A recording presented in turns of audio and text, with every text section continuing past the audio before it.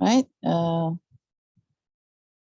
Now, so these are the learning objective, okay? And then we followed by Beer's law, okay? Because we can do quantitative analysis by using UV visible spectroscopy technique. But in order for us to use that for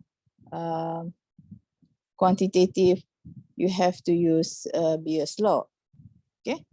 And of course, we will discuss some application of UVV spectrophotometer. Okay, so we have discussed this, even though we have problem with the with laptop with desktop last week. So I mentioned about electromagnetic spectrum. Yeah, so this is electromagnetic spectrum.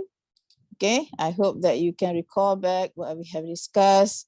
So we have a series of band of electromagnetic. Okay, you can see here we have the range of ultraviolet. Okay, and after ultraviolet, we have the range of visible region. Okay, so as the name says, it's visible, so you can see colors. Okay, so these are the wavelength accordingly. Yeah, so when we talk about electromagnetic spectrum, okay, so we need to understand about lambda, which is the wavelength, the frequency of the spectrum, the electromagnetic radiation, as well as the energy. Okay, so you can see, okay, from here, okay, the wavelength for for visible spectrum starting from 400 nanometer until 800 nanometer.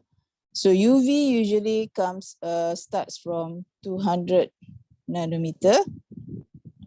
Usually it can be 190 or I think it's 190 until 400. So ultraviolet region is here, okay? So beyond that, we have IR, we have what we call as radio frequency, and then we have so on, okay? So that is electromagnetic spectrum, okay? So at least you have to understand this, okay? The production, how electromagnetic spectrum is being produced, okay? So the series varies according to what wavelength, frequency, and energy, okay? And specifically, if you look at visible spectrum here, you can see that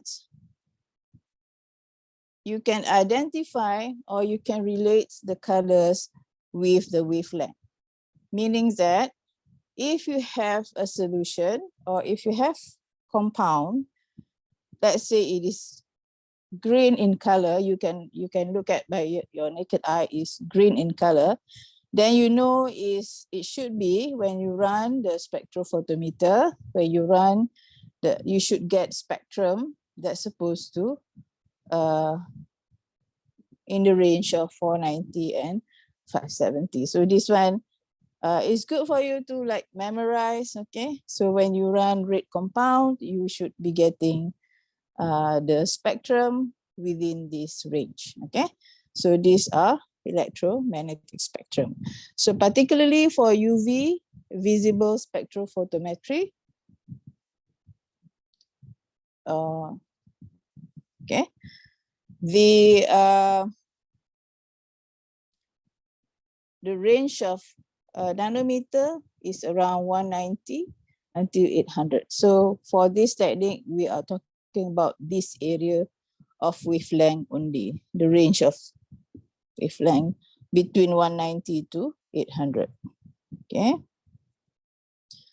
So I did ask questions about how, okay? So Kanchana, are you okay? Your internet is okay? Yes, doctor. All right, okay. All right, so I did ask last week, why? How does the chemical compound, okay, behave? Means that it is able to absorb, okay? The chemical compound is able to absorb the radiation between 190 to 800. Why certain compounds can absorb? Why certain compound cannot absorb? When I talk about compound, I'm talking about chemical compound. So these are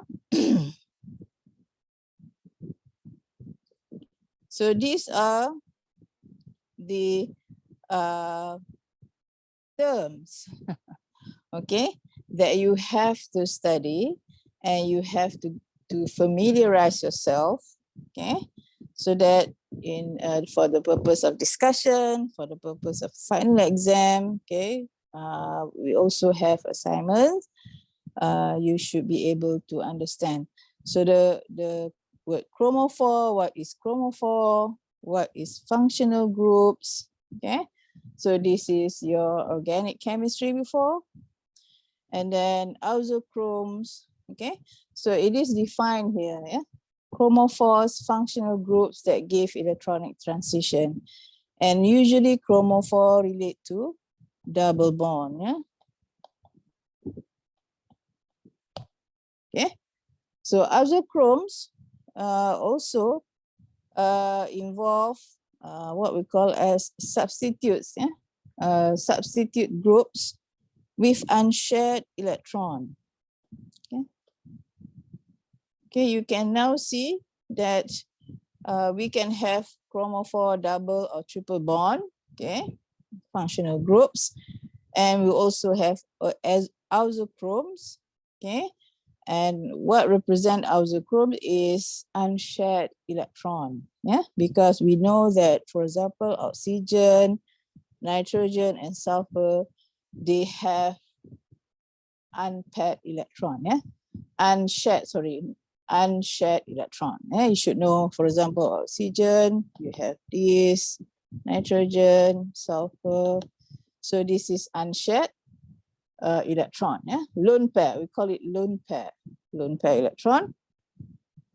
When attached to pi chromophore, pi means double bond, yeah, pi chromophore, pi double bond, triple bond. They generally move the absorption. Okay, this one, of course, to longer wavelength. Okay, this one we will discuss based on the example, but you have to familiarize yourself in terms of the terms, in terms chromophores, isochromes. Now we have biochromic shift, okay, because I mentioned just now, we are talking about lambda wavelength, okay.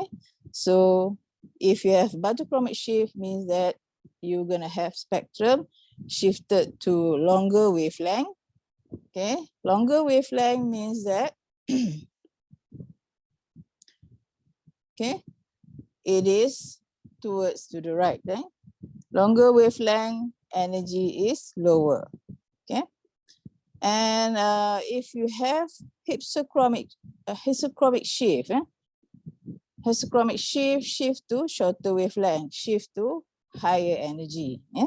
Sometimes the easiest way to talk about it is called phytochromic shift is red shift, whereas hypsochromic shift is blue shift. Yeah? Okay. Okay. We have not discussed about the absorptivity. E epsilon is absorptivity. Absorptivity. Okay. So if we discuss Beer's law, we will discuss absorptivity. So hyperchromism is increase in absorptivity. Okay, epsilon represent absorptivity. Okay, so please do familiarize yourself with all these terms. Okay, I have discussed about transition. electronic transition. Okay, even last week I tried my best to talk about it because the desktop was not functioning. So I mentioned about electronic transition between orbitals, and I talk about photon. Okay, so I think we have the picture here. Okay, so now this is what we call as, okay,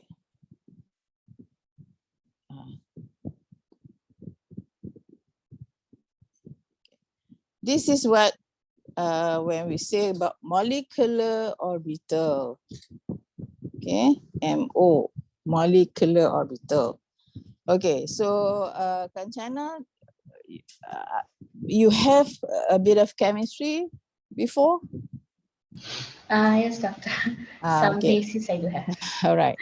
So I hope that you remember the name of orbital S, P, D, right? Yes, doctor. All right. So this is what we call atomic orbital. Just okay. So this is atomic orbital. Okay. Atomic orbital. Okay. So remember that you do electron. You fill up the electron, 1s2, 2s2, 2p6, yeah, and so on. This is how we fill up the electrons. But this is atomic, okay? We are talking about atomic, means atom. When we have molecule, okay, where we have molecule, we no longer use atomic orbital. Okay, we no longer use atomic orbital. We have to use a new kind of orbital called molecular orbital.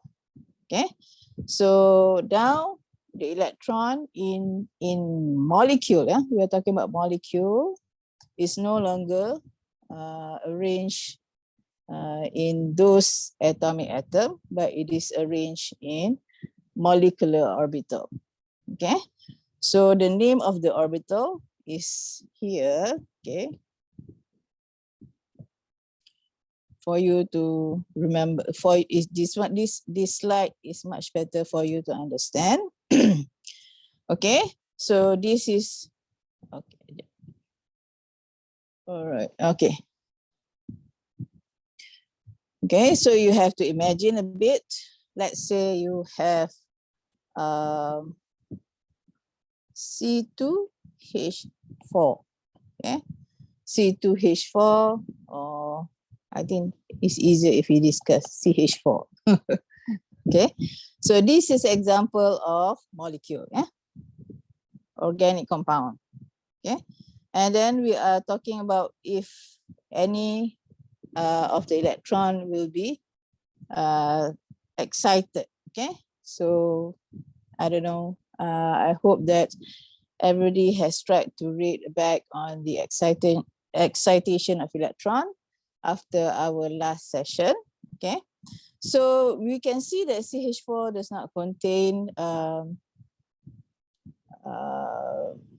double bond. Okay, so it's quite difficult to discuss. But C2H4, okay, we have double bond.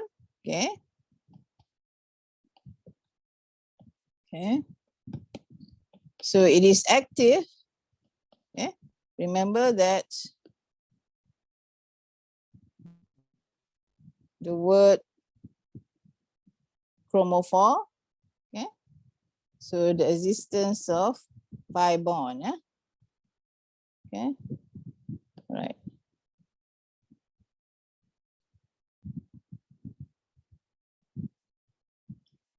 So this one, okay, we have electron, okay, here, of course, okay.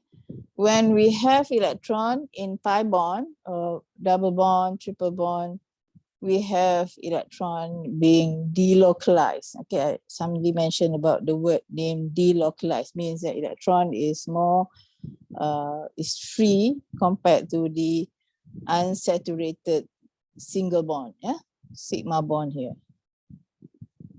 Right. So now for UV visible techniques, okay, radiation involve these 4 types of transition of electron. Okay, so remember these are all molecular orbitals. Okay, so the name of the molecular orbitals, they are sigma, pi, sigma star, pi star. Okay, so you have to go back and read on molecular orbital first to understand the concept of molecular orbital, because this is not part of the discussion. Yeah, this is assuming that you have understood the molecular orbital theory. Okay, so let's go back to the previous one. Okay, so similar concept. Okay, similar concept when we have for example, 10 electrons, okay? If it is in atom, then we arrange 2s2, 2p6, now we have 10 electrons, completed, right? So now, okay, so similar concept we can use to fill up electrons in the molecule, but now it is sigma 1s, sigma star 1s, and then we have pi 2px and so on. But this is a bit detailed. Okay, you just have to understand this one only. Okay, let me clean up this one. You just have to understand that we have sigma,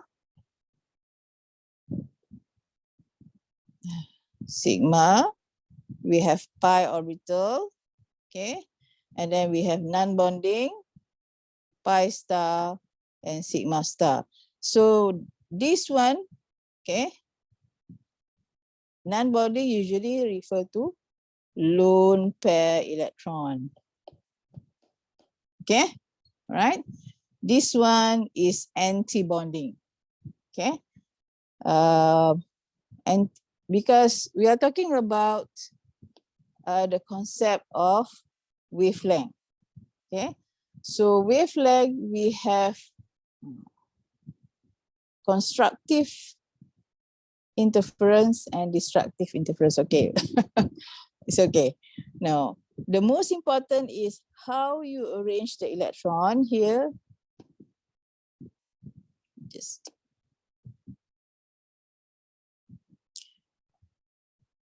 you arrange the electron here is similar of how we arrange electrons here.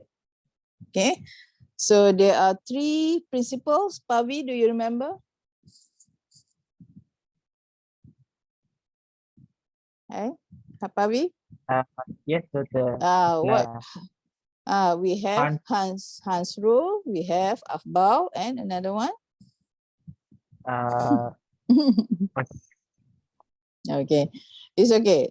The most important is, of course, when we fill up electrons, we have to fill up the lowest energy first, right? The lowest energy. So second one is we have to pair them before the electron can fill up the higher energy. Okay, and then the third one, I forgot. Okay, so what you can observe from here, you can move. Okay, first you can see this one represents electron.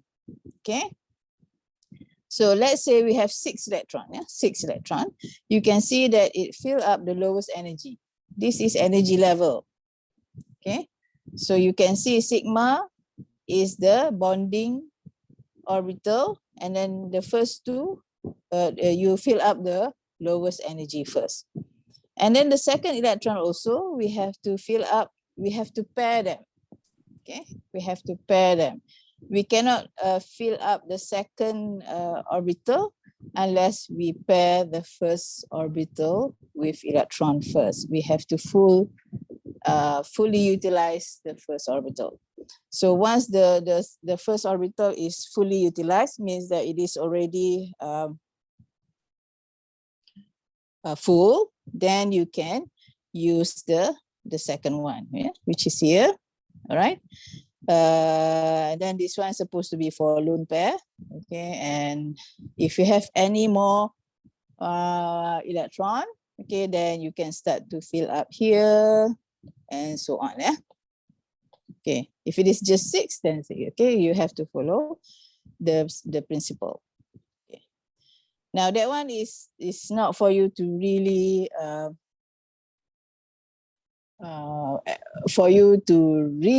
study, but at least you need to understand, because you're going to use this. Eh? If you are to use UV visible spectrophotometer, you need to understand the transition. Okay, so why? Because you can see from here,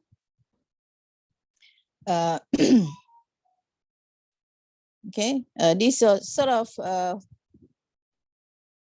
what we call as a summary. A summary. Saturated compounds, if it happens from N to sigma star, we have saturated compounds with non-bonding electron. Okay, non-bonding means lone pair. Okay, N to pi star requires unsaturated functional group, means that we have double bonds. Eh?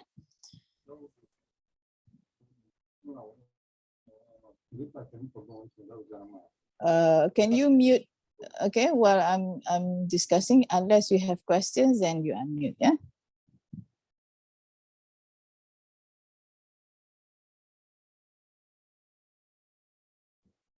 Okay.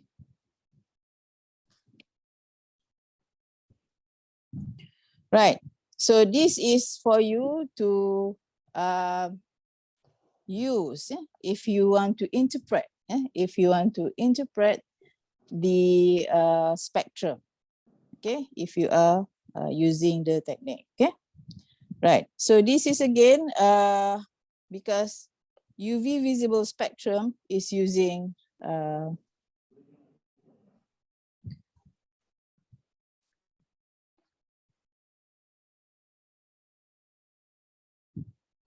okay, you can at least predict, okay, the transition. You can see this is the transition of electron from N to pi star.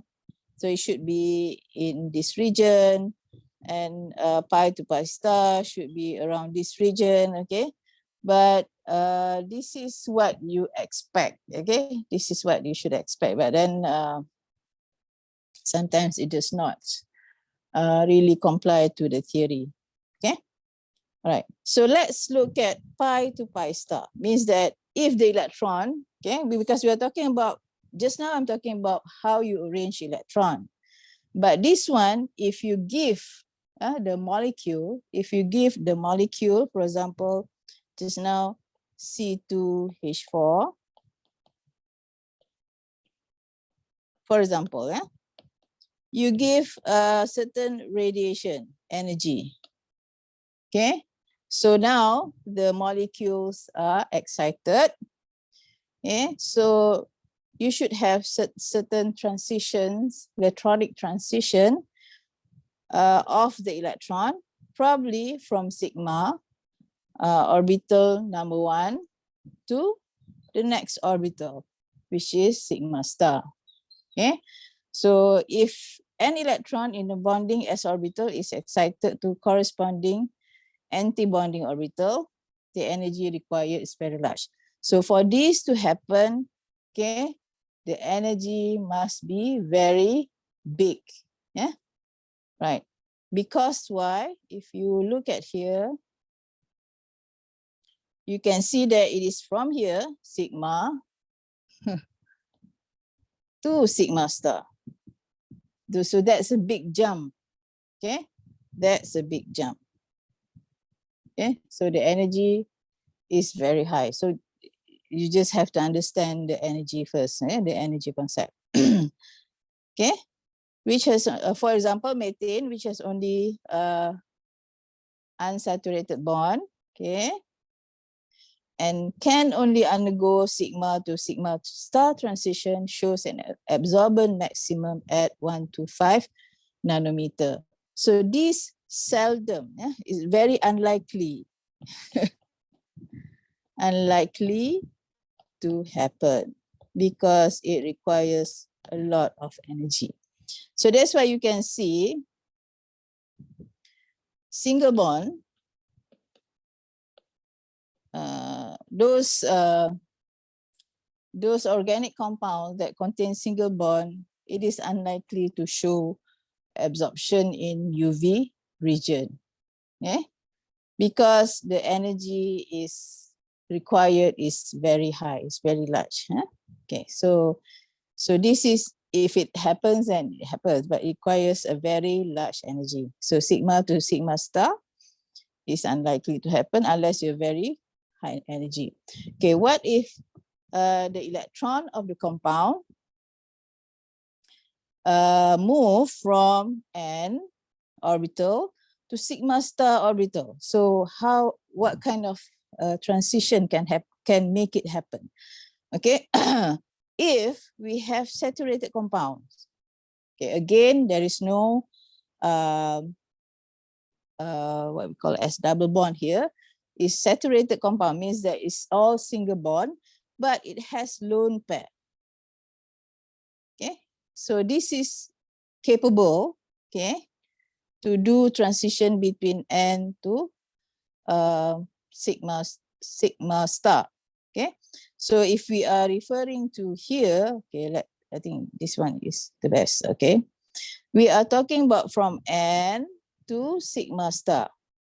Okay, the excitation of electron in the compound from N to sigma star, still very high. Okay, so the second one is N to sigma star. Of course, it is less energy compared to sigma to sigma star, because the first sigma to sigma star, the energy is much higher. So the wavelength is in the range of 150 to 250 nanometer.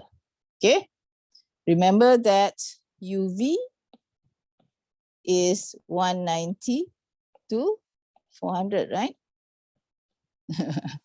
So now it should be possible to happen, right? Possible to happen. Okay.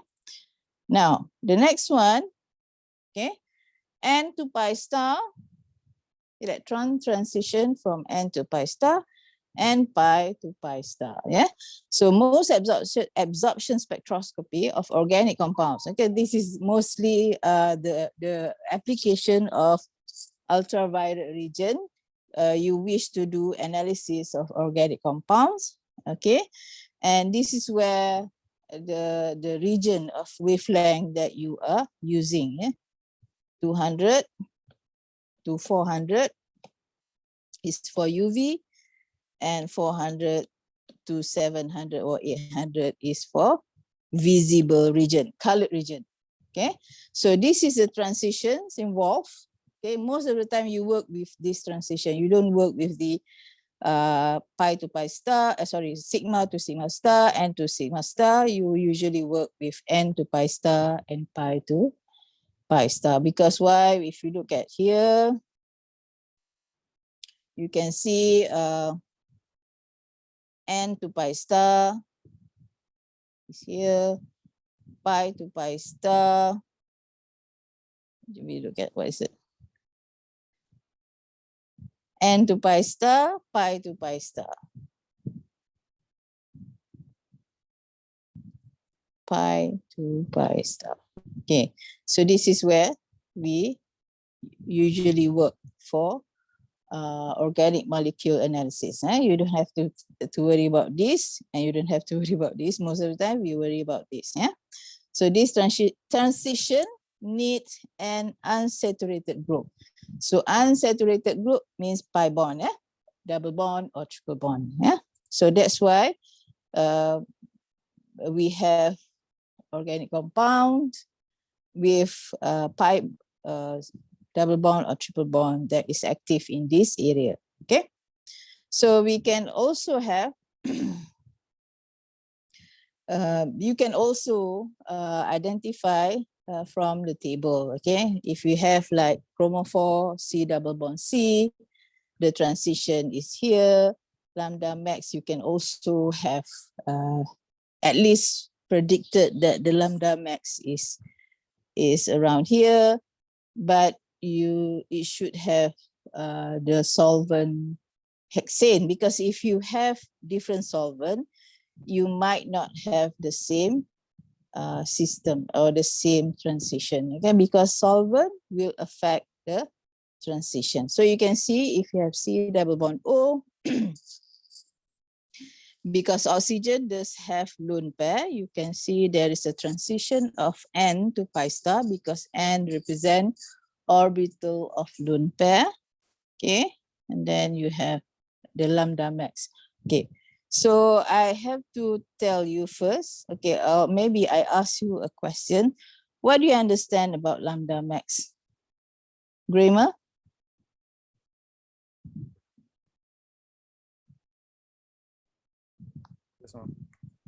Yes, what do you understand about the term lambda max?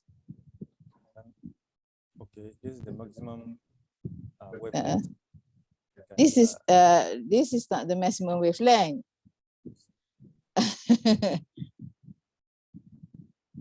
Okay, anyone can answer that? I think it has to do with absorbance, wavelength of maximum absorbance. Yes, correct. Yeah, this is the lambda where the maximum absorption occur. Okay, so that is lambda max all about. Means that, okay, if you run the compound in using the spectrophotometer, of course you will get something like this. Okay, you might have. Okay, so let's say this is between 150, 190 to, cannot be. Okay, let's say it is 200 to 300, let's say, yeah. Then this is where the lambda max. Okay, this is where the lambda max, yeah. So lambda max is very important if you are to detect, to confirm, yeah? If you want to do comparison with other reference. Okay, if you run the same compound with the same solvent system, okay, you should by right getting the same lambda max. Yeah? But if you have like 175, 165, let's say, then it should be all right. Yeah? Okay, so qualitatively, you can evaluate whether you get the right compound by looking at the lambda max. And as for the other application is the use of lambda max is for quantitative, yeah, for quantitative application. Okay, so let's continue on this. Okay, let us continue. So you can see if you have a compound with chromophore and double bond O, so you can see that you might have a transition of N to pi star and pi to pi star, and this is the lambda max, provided you use the ethanol solvent. Yeah, because if you change the solvent, you might get a different lambda max. Okay, and then this okay. Now these are tabulated, means that you can at least, if you are to write papers, if you are to write thesis, then you can at least refer this to understand, to explain the UV or visible spectrum that you have analyzed using the spectrophotometer. Okay, so let's look at example. This is isoprene. Yeah, isoprene is latex. Latex. Eh? So now, if you look at here, so this is example of UV spectrum, okay, UV, not visible.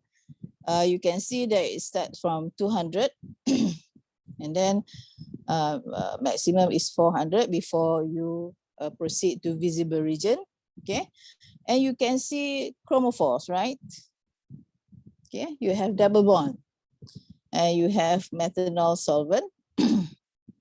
Now you can see that the maximum absorption happens at 200, around 222. Okay, all right, so this is where the energy is being absorbed, and the most being absorbed is at 222. Okay, so from here you can at least, if you are required to explain, you can at least explain it might be a transition between pi to pi star. Okay, because you only have C double bond C, right? You don't have C double bond O or C N double bond O, no, right? You only have C double bond C. So this is pi to pi star transition. Yeah, here, right? Pi to pi star transition. So why does it does not like have 171? Okay, just like here. You can see that for this one, it is using hexane. Okay, so solvent affect the lambda max. So in this case, it is using methanol. So of course, now you have a different system. So instead of having the previous pi to pi star 171 nanometer, you have lambda max of 222 nanometer. But of course, you don't need to worry because it is still in the range of pi to pi star. So why there is a difference? So let us look at different factors. Okay, because of the change, the substitution, all this will be affecting the absorption of the energy. Okay, you can see here similar structure have similar UV spectra. You can see from here, this is the main, what we call as the main, not to say functional group, the main active group that is active in UV region. And here, also active group that is active. So you can see that the lambda max is not that different, but by of course there are variation because of the what we call as attached group. Okay, I'm not an organic chemist, but I don't know how to explain this. Okay, so this one might have a different group attached to it, a different okay, substitute. No, this is not substitute. Okay, so you can see the one that is active is the chromophore. Okay, and it gives you almost similar wavelength. But if you look at here, this one is different, right? Because this is C double bond O, this is C double bond O. And then you have double bond here. So this is similar to these two. But this one is C double bond O. And then here, and then you have another ring here. Okay, so if you look at here, now the lambda max is different. So this is how you use UV spectrophotometer to at least assist you, not to say to identify, but to confirm that you have a certain chemical structure. Yeah. Okay, so this is how it works. Yeah.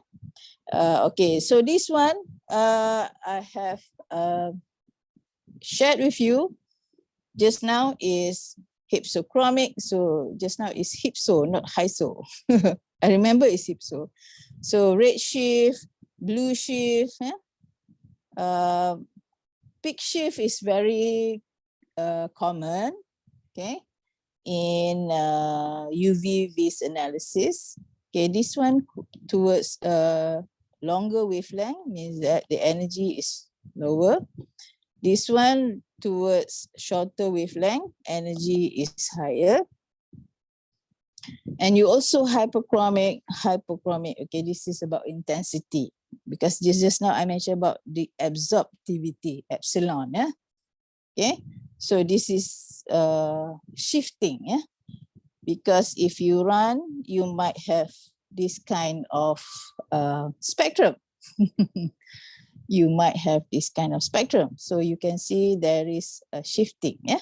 So for example, okay, here you have one double bond. So the lambda max is 184. Okay.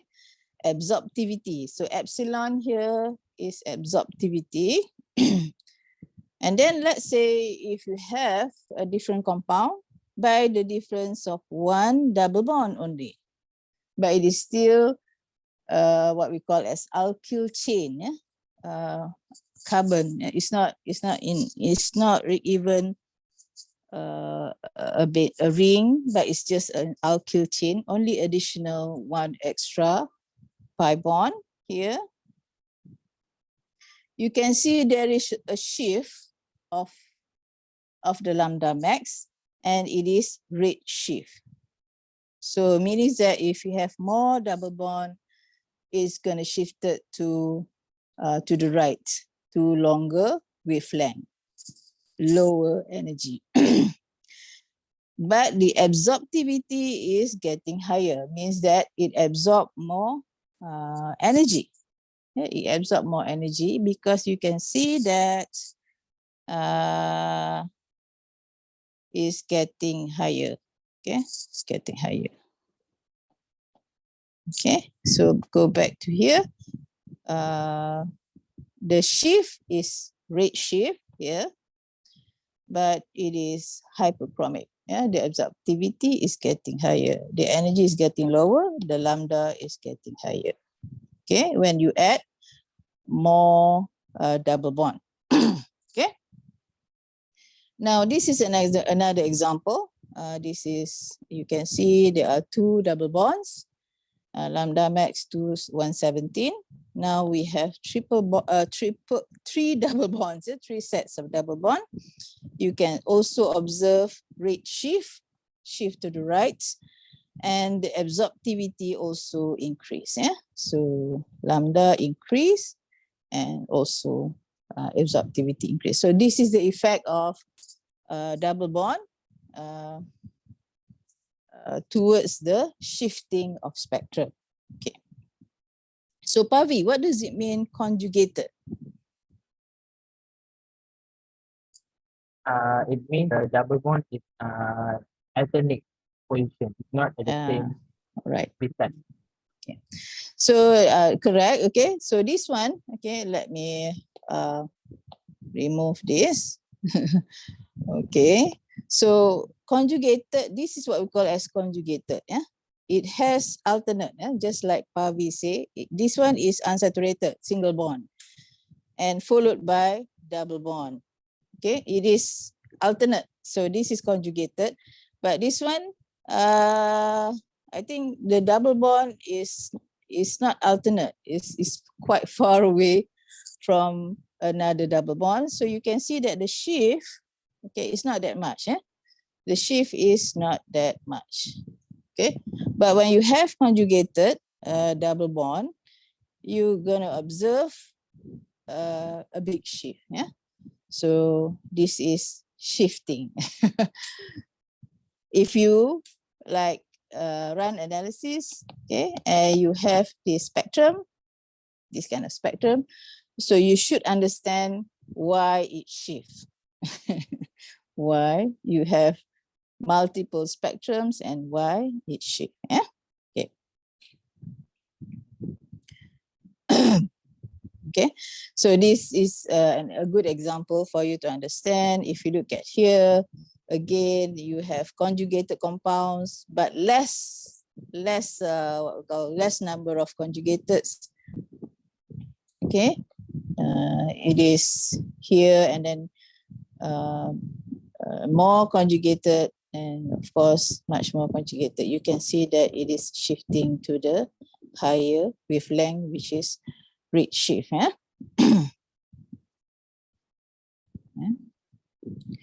Okay, so as I mentioned just now, we have what we call as solvent effects.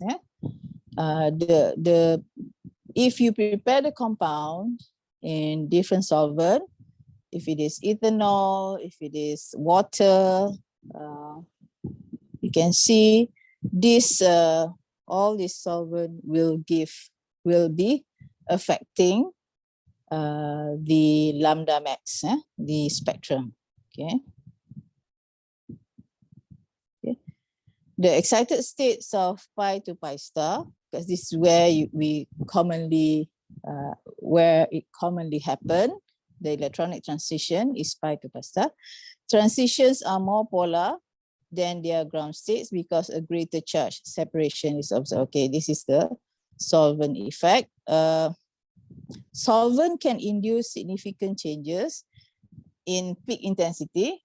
Okay, because the solvent itself can absorb certain energy.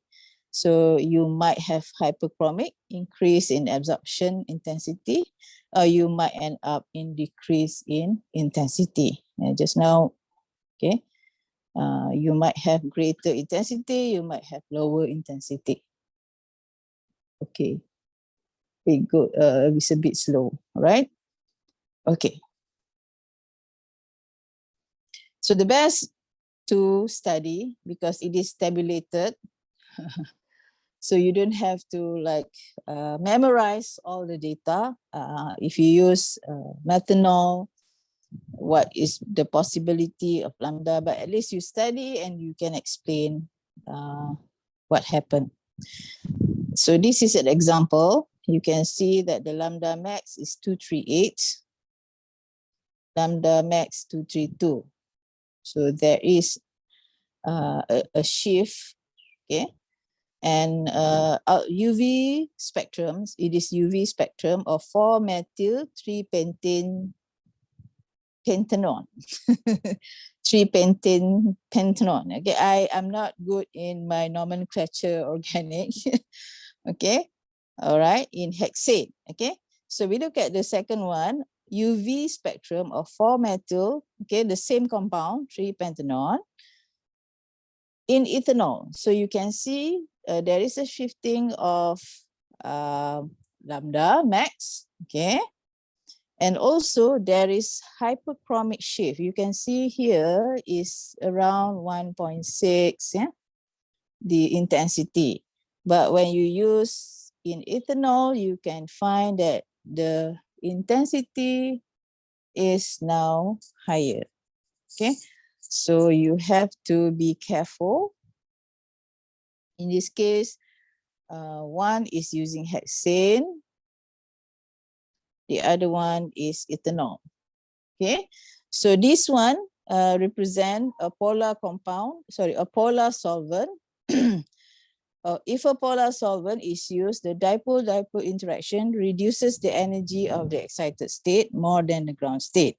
Hence, the absorption in polar solvent, such as ethanol, will be at longer wavelength because it is lower energy than in non-polar solvent. Okay, so you must alert yourself when you do analysis what kind of solvent. So polar solvent or non-polar solvent will affect the intensity as well as the lambda max. Okay. So one last part before we take a break. Absorption laws. So this is Beer's law. Okay. So when you receive this, when you obtain this kind of spectrum, okay, of course, if you are to analyze qualitatively, then okay. But if you are to analyze quantitatively, then you must know this Beer's law. So we look at here, A is absorbance. This epsilon is molar absorptivity. So the spelling I think is wrong. It's usually used P. Yeah, I don't know. Epsilon is molar absorptivity. B is the path length of the sample, because usually we use to refer to cuvettes. C is the concentration of a compound. So this is typically what we want to calculate. We want to know the concentration. So this is quantitative, yeah. So A, absorbance, and then epsilon, we have molar absorptivity. B is the path length, okay. So this is easier, okay. So if you look at here, so imagine this is the cuvette, so this is the path length, yeah, B. Usually it's 1 centimeter. So this is how, well, technically this is the instrumentation parts, where you have the light source. Okay, we will discuss after the break. LIGHT, light source. And you have the monochromator or prism. Okay, of course you have the sample. This is not the correct one. This one is much easier to understand. You have light source, monochromator, where you put the sample, and this is detector, and this is where you observe the spectrum. Yeah. Okay, so we will talk about the instrumentation after our break. We're gonna have 10 minutes break. So if it is 10, so now it's close to 4. We will start back at 10 after 4. Yeah, 10 after 4 p.m. 10 minutes after 4 p.m. We are using the same link. So you can probably, if you want to leave, it's okay, but you come back using the same link. All right, okay.